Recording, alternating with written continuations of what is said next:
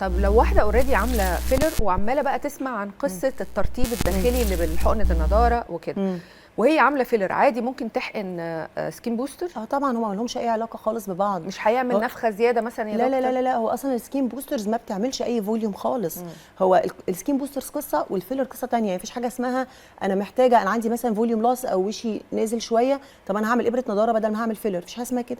ونفس والعكس صحيح. لو انا وشي اوريدي الامتلاء فيه كويس ومرفوع كويس ومشكلتي بس ان انا جلدي مرهق او تعبان او عايزه احافظ عليه، لا هنعمل ابر نضاره بس. ومن ابر النضاره الحلوه اللي احنا بنتكلم فيها اللي هي بتعمل كمان بتعمل بيلدينج للسكين. يعني زي مثلا الار ار اس، هي الار ار اس اختصار لريبيلد وريفيل وستيميليت. فهي بتعمل بيلدينج تاني للتيشوز، بتزود سمك الجلد، بتملى الخطوط الرفيعه اللي موجوده بسبب الديب هايدريشن اللي قلنا عليه، وبتستيميليت الكولاجين.